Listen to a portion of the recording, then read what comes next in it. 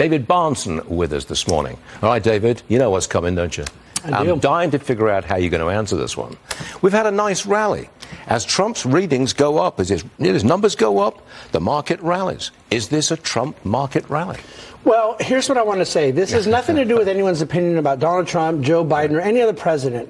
One of the biggest mistakes investors make, which is my first duty, is to help people with their money, is to think that their political opinions are correlated with markets. Let me ask you, was it the Obama rally? Was it the Obama rally when the market was up 8 years in a row? I repeat my question, which is, is this a Trump rally? It is not. There's so many other factors that are more important than politics. I think Donald Trump was very good for the stock market. His tax cuts were very good for the market. His deregulation, his energy policy. So there's a lot of things that people would love to see. But the market is not pricing in 10 months ahead an election that's going to be very close. And you also have to remember the House and the Senate. Sure. So I just think people overrate the connection of politics to the market. You have presidents that are bad for the market, and the market still goes higher, and vice versa. Profits and interest rates still more important than politics. Profits, interest rates, and liquidity, the stuff the Fed's doing. Yes. Okay. If Trump is elected president again, do you think his policies would be good for the economy and the market?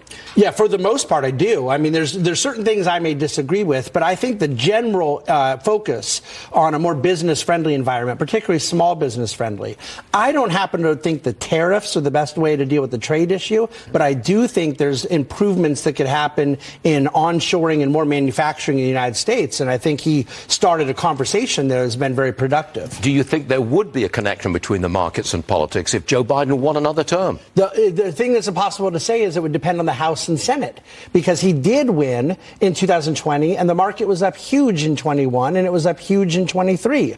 But why?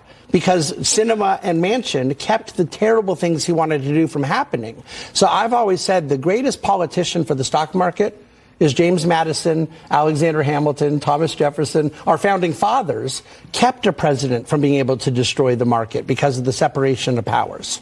That was a good constitutional lesson for a foreigner. That was very good, David. Well, I meant it for our viewers. I assume you already know all this. Well, that's quite an assumption, Mr. Buck. Could be. Well, thank you, David. Yes, sir. Stay there. We'll get your picks later. David, what do you think, Kamala Harris? Kamala Harris went in a debate with Joe Biden and called him a racist. And then a couple months later, he picked her as VP. So we know he didn't want to pick her, and it's now a disaster. It's the biggest liability he has besides his age this year is his VP. That was an excellent block, including the chairman of the House Ways and Means Committee. He was a very powerful man. Thanks, everybody. David, what do you have? J&J, is that?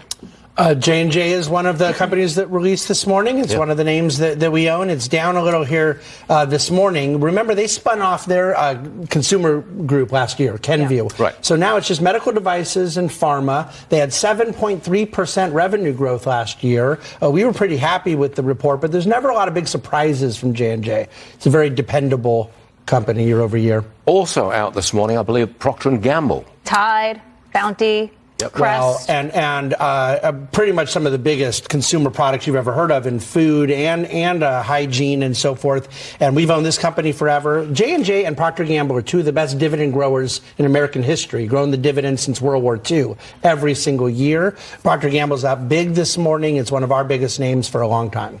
What do we have on Verizon? Verizon is one of our biggest holders. It's up 38% in the last 3 months, almost a 7% dividend, which is the stuff I have to say to get your attention, Stuart. And they are up again, also like Procter & Gamble, quite a bit this morning, doubled their expectations for new wireless subscribers this quarter. They did. Did you recommend this on our show 3 or 4 months ago? Probably now about 10 times over the years. Okay, but I would have bought it if it's got a 6 or 7% dividend, and you give me a capital gain as well. Yes, and it had been dropping over the last couple of years, but it's really righted the ship, in my opinion. Okay, Lauren, have you got 3M also out today? Yeah, it should be down, and it is by almost 10%. Any comment? Well, 3M is a name we don't own anymore. We did, and I'm right now, when it's down 10%, you kind of like the fact you don't own it. But there's a lot of problems with the company beyond even their soft quarter. I think that they're having to fight through some tough things. Verizon, Procter & Gamble, really good quarters. Okay, I was looking earlier pre-market, and I saw United Airlines going straight up. Yeah. Solid gain. They're still there. They're up, 8%?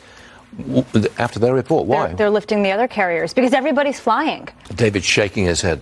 I would probably buy Beyond Meat before I'd buy United Airlines. This is a terribly run company. You're terrible. The idea that they're now all of a sudden people are back flying and it's the time to buy it when stocks are forward looking. United Airlines is not executed. They are way antiquated on their planes. I think that the stock is down huge over the years. And then they go declare bankruptcy, come back without debt, and still manage to get back in a tough position. Don't touch the airlines. You really don't like them, do you? No. And by the way, Representative Dan Crenshaw in Texas has a new video on social media about his experience with United Airlines. I think everybody should watch. Oh, ouch. The big deal this afternoon is going to be Netflix. They report after the bell. What are we expecting? Just give you some numbers. Earnings of $2.22 a share, up from 12 cents a year ago. Remember yesterday I said you're going to see the profits go up 1,750%. Those are your numbers. David was laughing and shaking his head about the Netflix report. What's your problem with Netflix? Well, remember, it's a subscription model, so all the new content, they don't get revenue for it unless it adds subscribers. And you can get all this new content and buy the stock for only 53 times earnings. Whoa, what a bargain. Now, wait a second. You brought some dividend plays with you. And you brought the one that we've seen for years and years and years. You've always had this one, UMI. Now, that is a pipeline company. It's a basket of pipeline companies. That's why I brought it up, because I knew we were talking about the Dow stocks today. You have your Verizon, Procter & Gamble.